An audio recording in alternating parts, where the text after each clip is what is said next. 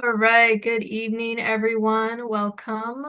Just to start off with a dedication, the Institute for Electronic Arts, or the IEA, is dedicated to supporting contemporary artists through its residency programs. These residents are providing artists with the opportunity to explore new ideas and engage in vital research using electronic media, new technologies, and print media within the fine arts. The IEA is also supporting evolving electronic studio research labs and hosting national and international conferences, as well as encouraging, projects in experimental media arts, print media, and publications. Um, Residencies and public engagement at the IEA are being made possible thanks to the Shine and Joseph Endowment, as well as the New York State Council for the Arts. You can learn more about our IEA's history since its founding in the 1997 by visiting our website or following us on social media. This talk is being moderated by myself and my co-host Willa. We're both students at Alfred University participating in the Business of Arts class right now, and I'll leave it over to Willa to introduce our artists. Hi everyone, I'm Willa, and tonight we are really excited to welcome Elizabeth Castaldo, who is an artist, printmaker, and bookbinder. And her work explores the connections between nature, femininity, and pattern through a process of intricate layering and collage.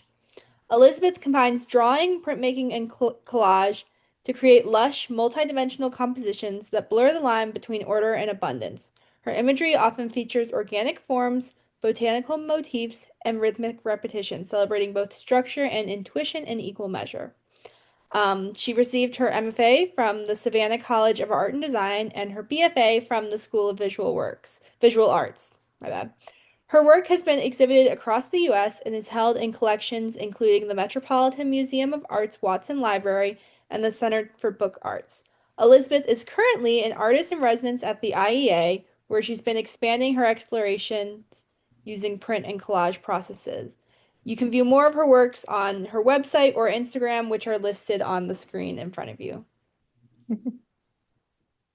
All right, so basically how we have the evening set up is we're going to do about 45 minutes with Elizabeth talking about her work and current projects.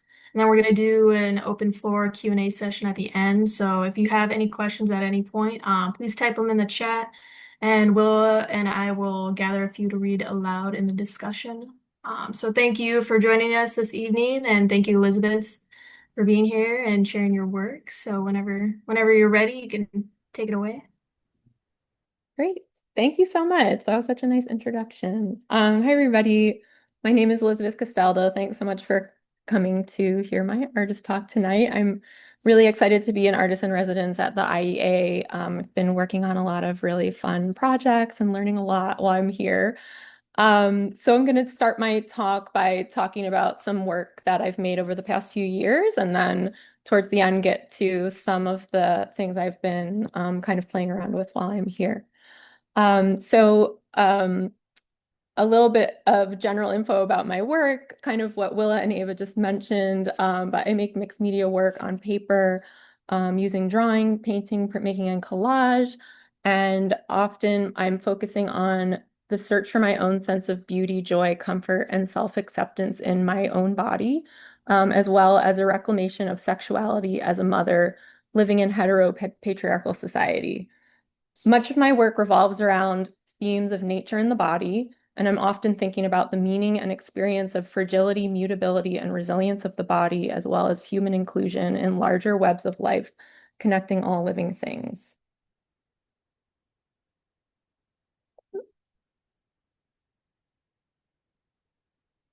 So I'm going to start by talking about some work that I made in 2020. So over the past 5 years, um, these works were made sort of with remnants from a series of Shinkolé prints that I had made a few months earlier during an artist residency at Printmaker's Open Forum in Pennsylvania, run by the printmaker and incredible person, Shelley Thorstensen.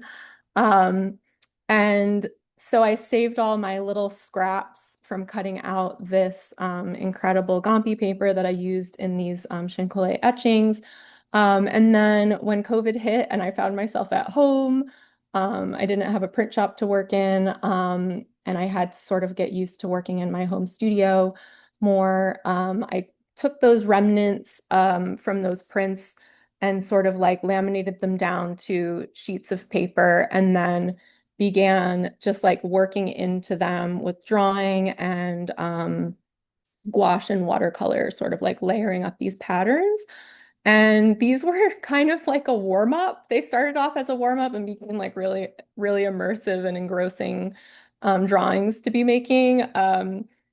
But it sort of got me back in a frame of mind to work in mixed media after having mostly been working on straight up like printmaking processes for the past few years. So it was a kind of ended up being a really nice change, and I feel like sort of really was a turning point for me. And I really love working in layers, so hiding and revealing different parts of the image, which is what I was playing with these pieces, using those paper remains and building up pattern and color, trying to ride the line between preserving the figures and completely obliterating them as I created the webs of pattern that kind of connect them together.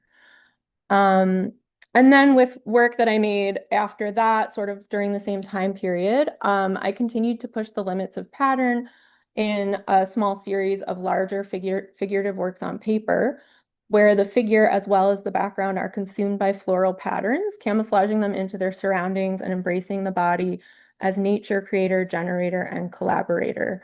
So something that's been very inspiring to me is the work of Audre Lorde and her concept of the erotic as a transformative inner power.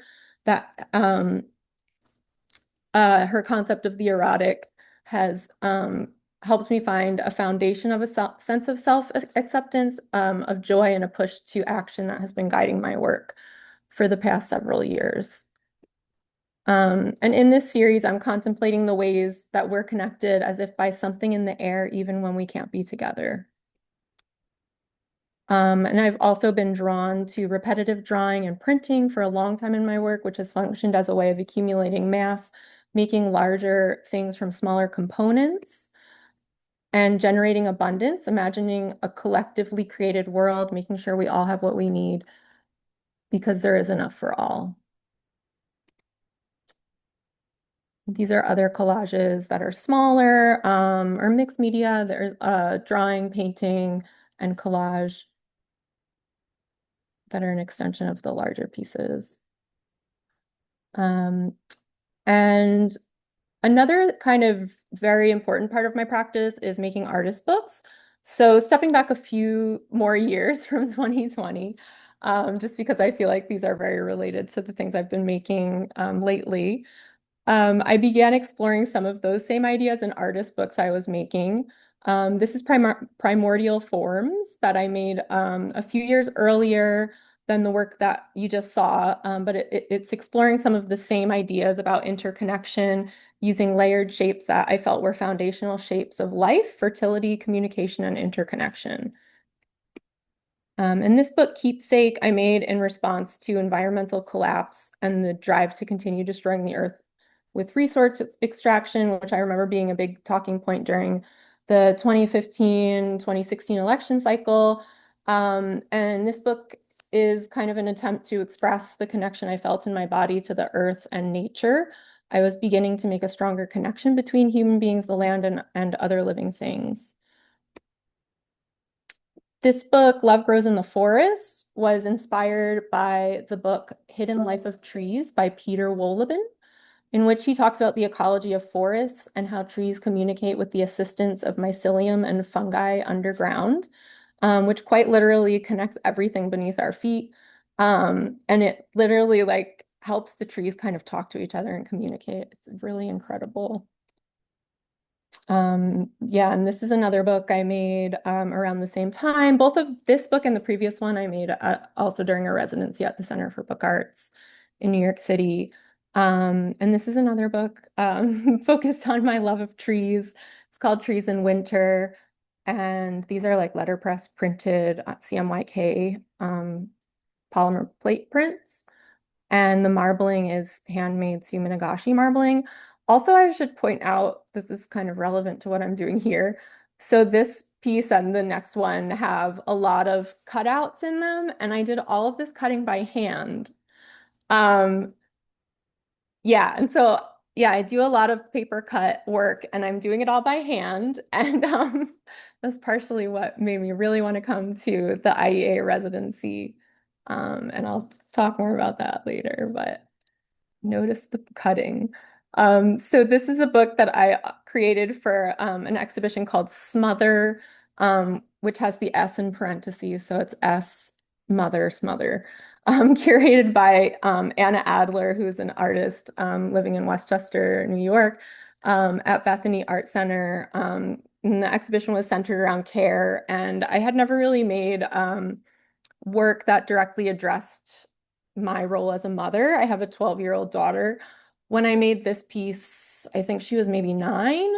And so this was kind of the first time that I really like directly addressed my experience in an artwork, and specifically in writing. I don't really do a lot of writing in my work that I share with people. So yeah, this was a great piece to work on to kind of connect these like threads of like care and interconnection as well. And this is a zine I made last year, 2 years ago, called The Witch's Body. Again, kind of like bringing together the concept of like nature and the body and like the witch as this sort of being that has the power to kind of use nature to like heal or make spells or magic, things that people perceived as magical at one time. And so all of the artist book exploration and the pattern exploration led me to want to create more immersive environments that the viewer can exist inside of. And so these were made during a residency at Proyecto Ace in Buenos Aires, Argentina in 2023. I spent a month making this installation called Flowering Bodies. And so for this installation, I used drawings I had made of plants and flowers that I had seen around the city. It's a city that I felt was like really filled with just beautiful plants and flowers everywhere. Um, and they seem to have kind of, yeah, everybody seems to love having flowers like in their spaces, like on their balconies and front stoops and things. It was gorgeous. And so it was really inspiring. And I created these prints using photolithography and I cut them out, also cut by hand. I had at least some help cutting them while I was there, which was really nice. And then I used them as modular pieces to build the installation, which was in the loft space of their studio and gallery area. And so now these are from 2021, where I was getting more into the idea of blurring the boundaries between figure and surroundings or the environment, emphasizing the interconnectedness of all things in a transformation through the repetition. And so also building abundance within the body as a representation of joy, pleasure, and sensuality really became more central during this time. And here's another artist book where I was using collage and remnants from other projects, as well as like magazine pieces and found papers and things to sort of work with this idea within the book form. And collage is also a really big part of my art practice. So even when I'm not working in collage, I think my work has a collage-like sensibility. So for these collages, I collected figures that had been partially used for other collages. And I went back in to fill the voids left behind. So I always have these like piles of paper scraps and like magazines and things that I've like cut parts out of. And then I just leave the remnants there. And so sometimes when I'm looking back through to find things, I find these really interesting shapes or like parts of bodies. And yeah, for this series, sort of really enjoyed taking those bodies that had these like missing parts and thinking about like filling those up, filling those back in with something like beautiful and something like full and kind of like remaking the body trying to enmesh them into their world. The prints in the previous two slides, plus this series of collages led to the work I've been making over the past year and a half. So this is more very recent work that I made during an artist residency at Women's Studio Workshop that I did last year in 2024. And I spent 2 months making silkscreen experiments, mainly developing two new ways to work with pattern. So this piece I made also for a print portfolio called By the Pricking of My Thumbs that was shown last year at SGCI printmaking conference in Providence, Rhode Island. And these were designed so that each individual print in the edition is one section of a repeat pattern. So all of the prints can be tiled together potentially infinitely, or depending on how many prints you have, you can continue to tile them. And so on the left side of the screen is one single print, and then on the right side, you can kind of see I have them all tiled out across the table. And the idea behind this print was just this idea of like common space or the commons as like public space that's shared and accessible to everybody.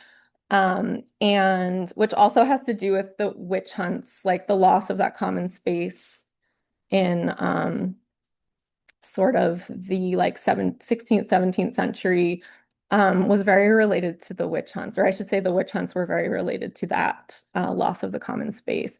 And so I thought about this theme for this portfolio, which was related to witches. And I thought it would be a really nice idea, kind of like a little hidden secret with these prints, since each person in the portfolio exchange would receive one portfolio with one copy of the print, that at some future imaginary time, maybe real time, we could all get together and pull out our prints and put them together and create like a big expansive garden of prints together. So here's just some other like closer up views of that.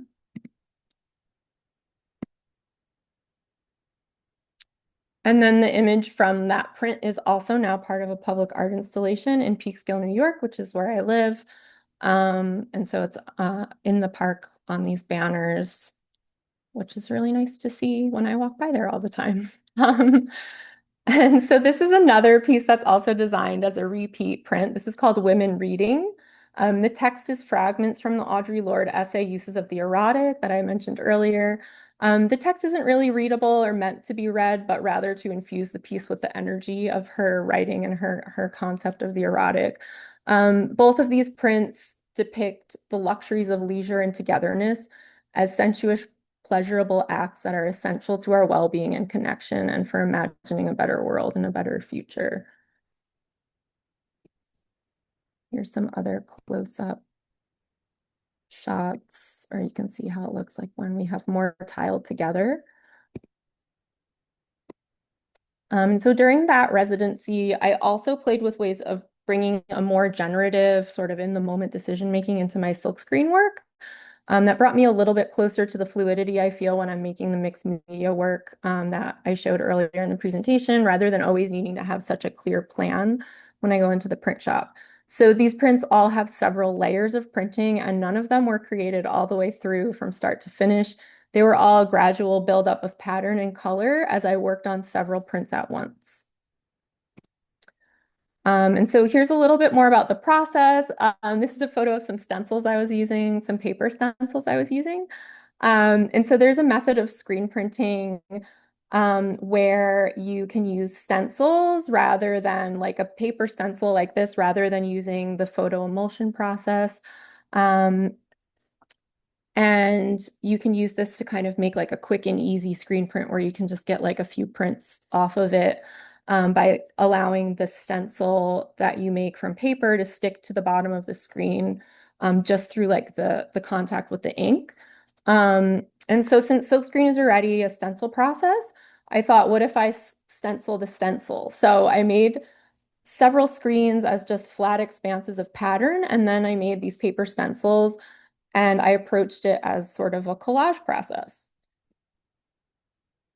And so in the left image here, you can see there's a brown paper figure on top of a pink floral print. So the brown paper is the stencil. And then in the second image, I printed the green layer. And because of this paper stencil, it forms the shape of this sort of like ghost girl. Um, and the paper stencil sticks to the screen, so you can continue printing onto many other sheets of paper. And I don't think, well, maybe this video will work. So there's a short video here, and you can kind of see that there's several variations that I made in this one print run. So this print run would be for the green floral print, and the other patterns that you see on the paper already were printed earlier, just on the full sheet of paper, and then I printed the green over top of them. And I was just able to kind of pull prints from a stack of like whatever I thought like would look great with like a green floral print on top of it. Um, and so I kept kind of building the prints up in that way. And so this process gave me a way to generate many different variations relatively quickly. I was working with 9 different stencils, and each of them has 2 components, the inner figure shape and the outer negative space. And I made about 60 different prints. So there are 60 unique prints that are variations on these like 9 different figurative shapes.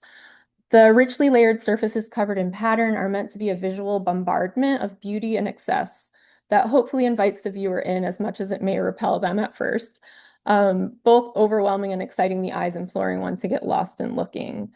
And this is an installation view from an exhibition. So you can also see in this photo on the right side where I have 3 of these framed prints. And so these prints were all 22 by 30, which is also like sort of large for this experiment.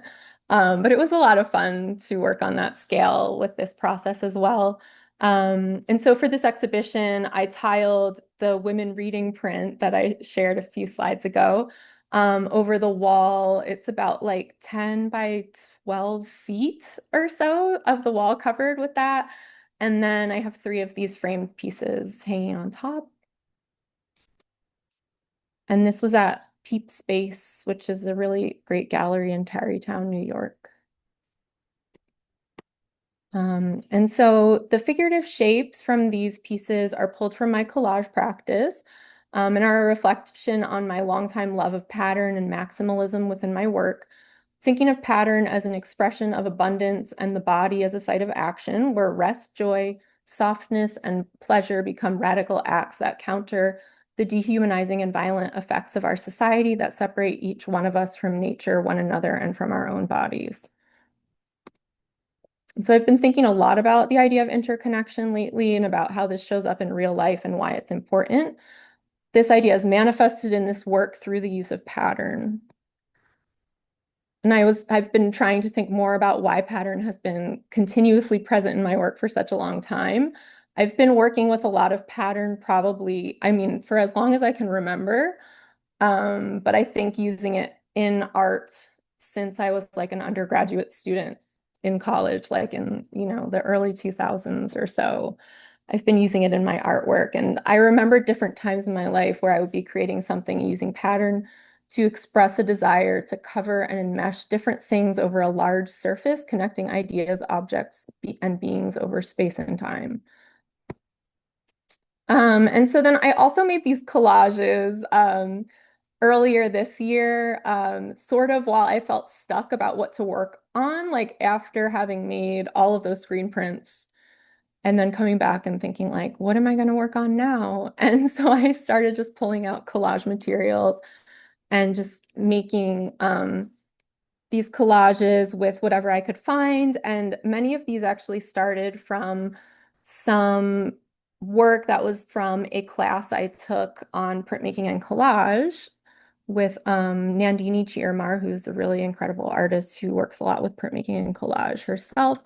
And I started those when I took this class with her in like 2016, and I put them away and forgot about them. They were unfinished.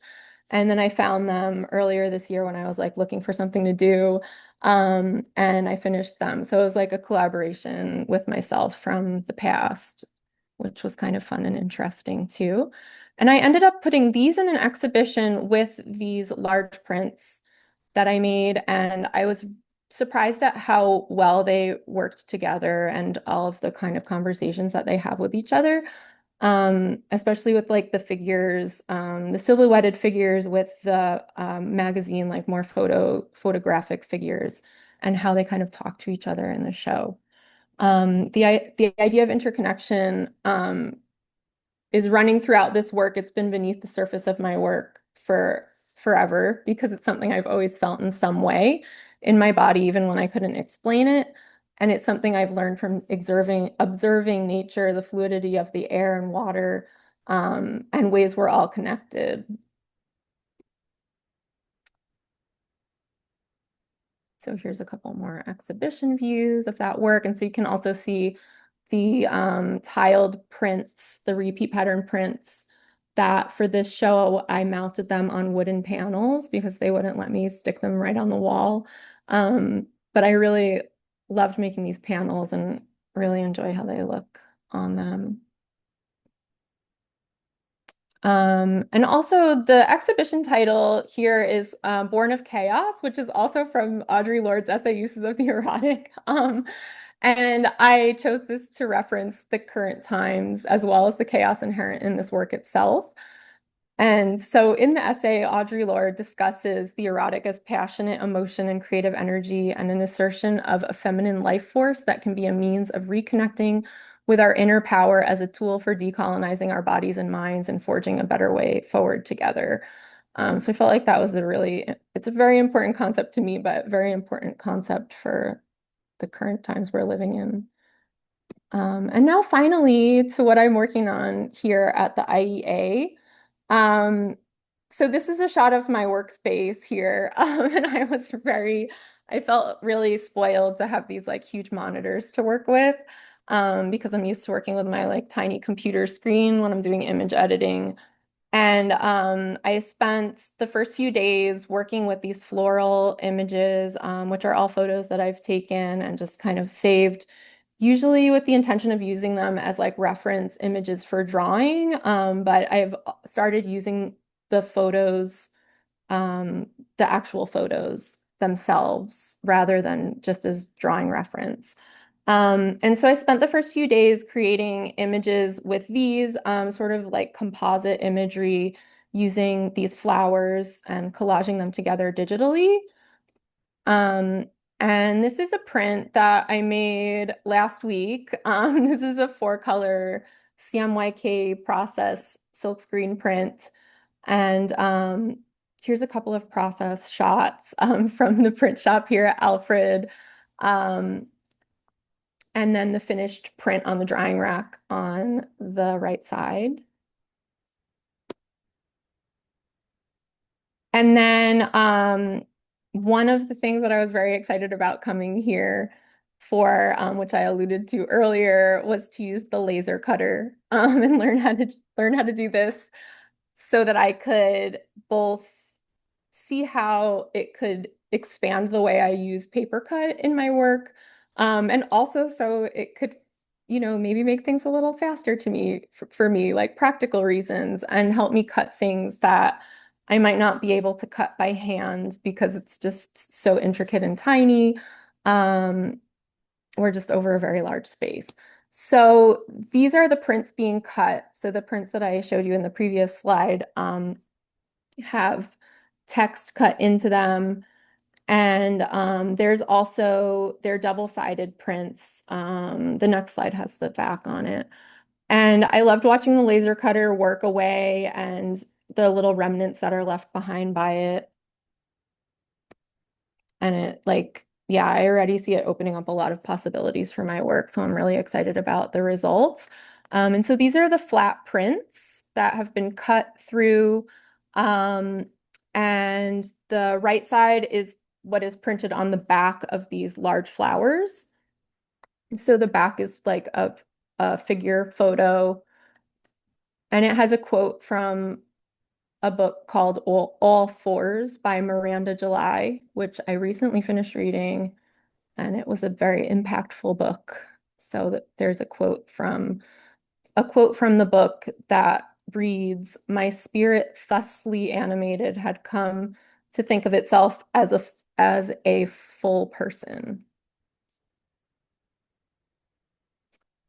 And here are some shots of this now folded up as a little book. So I had envisioned making a folded zine as a way to test how like the cutting would work within like a book form. And kind of like how, yeah, I guess how intricate I could get with it, using it to cut through with text, but also like through specific parts of the actual image that's on the paper. And so the flat prints I just showed you are, some of them have been folded into these books, and will be folded into these books. And I was really excited by the layering that is happening with the way the leaves are cut out on the edges of the print, and then the way the words are cut out, and you can see bits of the like black and white print on the back side, like through this very colorful front side.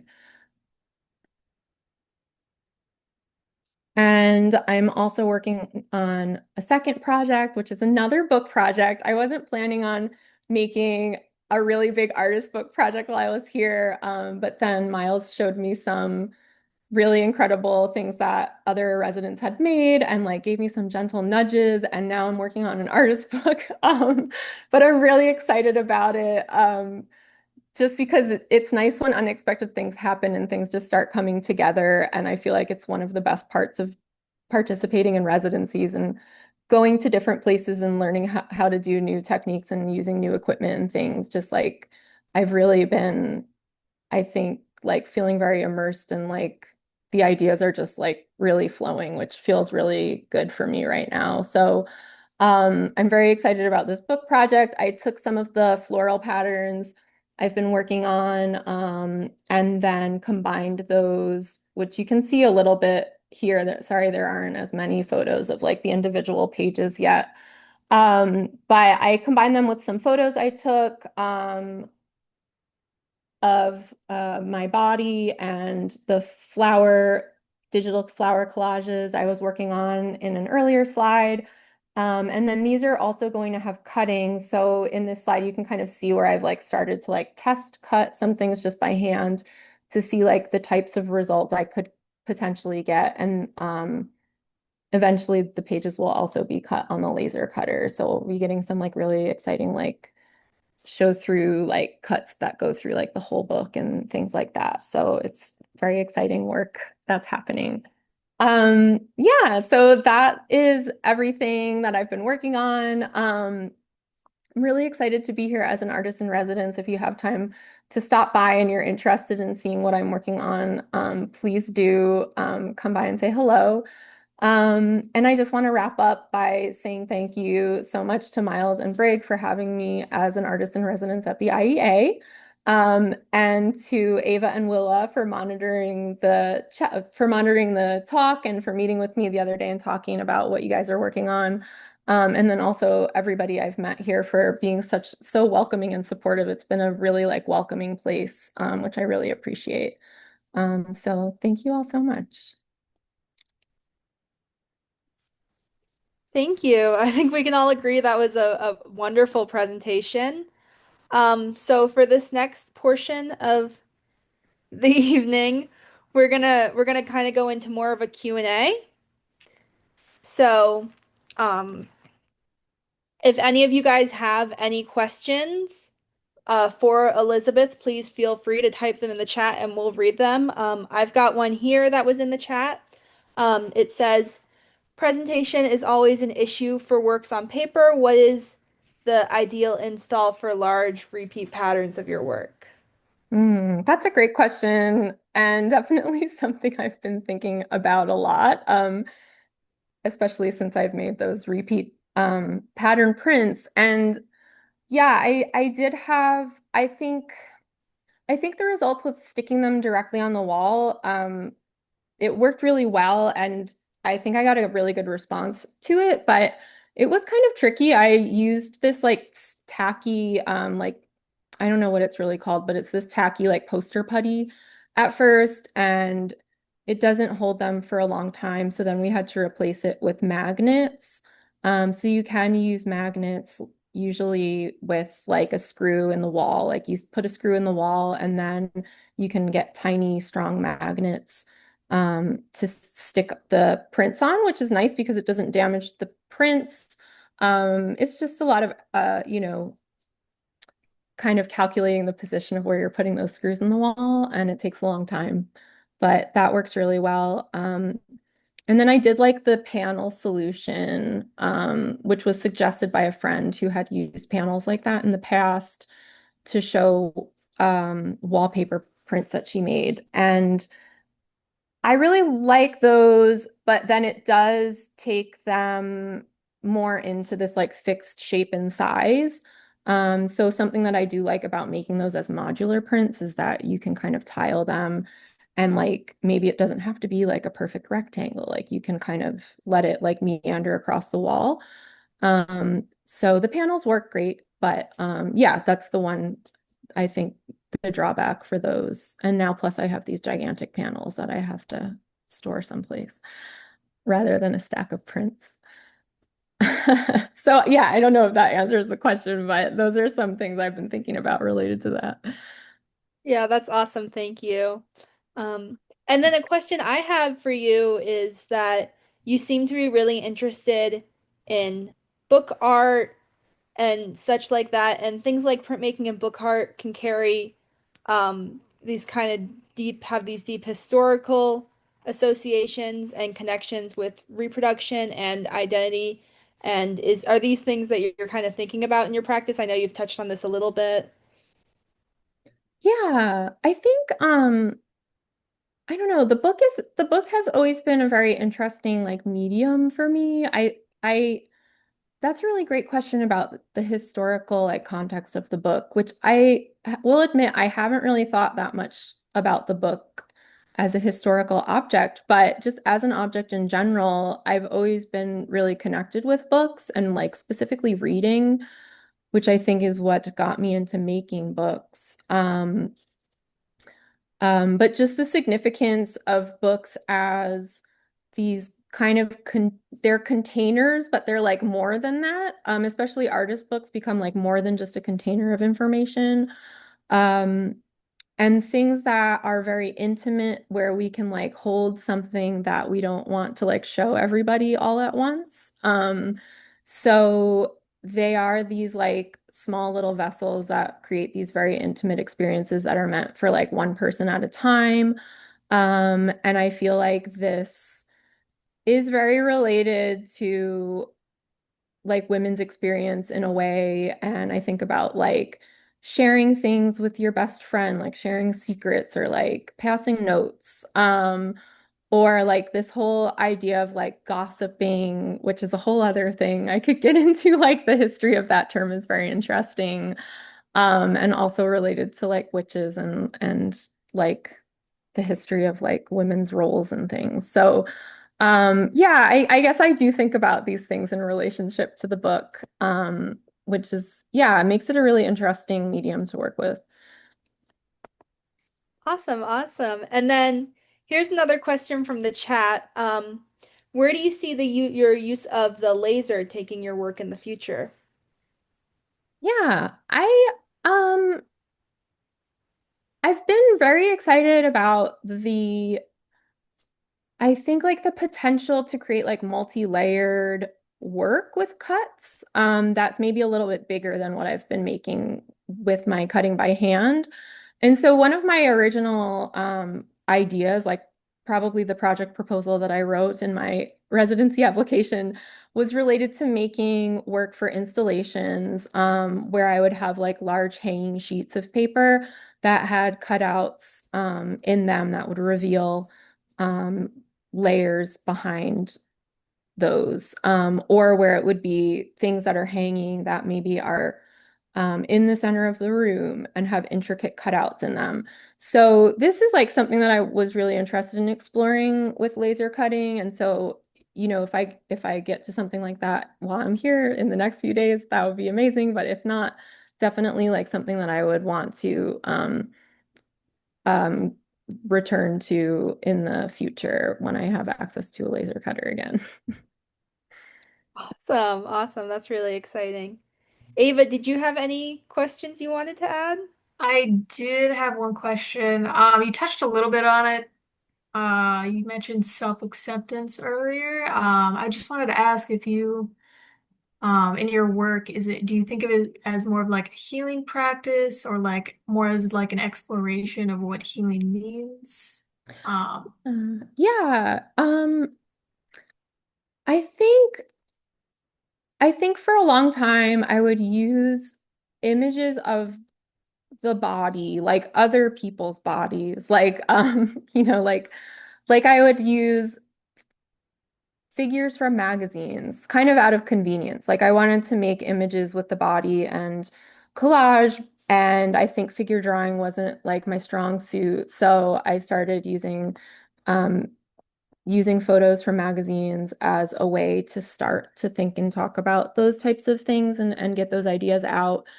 And over the past few years, it has sort of transformed into being more about like me and like my kind of like my experience, but also related to others' experiences based on like, I want to say like kind of shared experience of like living as a woman or like a mother. Like I think that these ideas of focusing more in on my own experience happened more so after I had my child.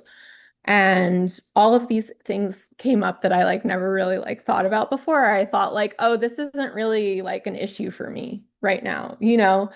And then all of a sudden, like all of these new expectations get put on you and all of these thoughts about like your body or like your sexuality as like a mother now, you know, and things like that that I never really thought about. And like women already have so much of this stuff like put on them, you know. Um so I think that was a big turning point for sure. I mean, definitely in life, but also for my art. And I have also started to use more images of my own body. Like in the work I'm making here, I'm using like photos of my own body, which is like a really big deal for me because I just don't really use photos of my own body that much in my work. But it's really exciting. Like I really love how it's working in these pieces, in these books that I'm making. So that's an exciting kind of step for me. Um, but yeah, it has definitely been a healing practice, but I think it's a healing practice that I didn't really understand that I like needed until I like started doing it or until I got to a certain point and realized like, wow, this is like really what this work is about, you know? I don't know if that makes sense. no, that makes sense. Thank you. Are there any other questions in the chat? Don't believe so.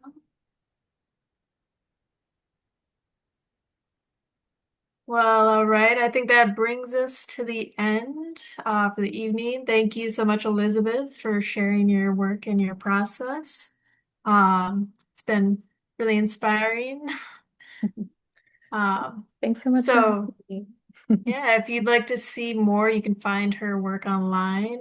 She has a website that she's currently rebuilding at elizabethcastaldo.com or her Instagram, which should be in the text chat.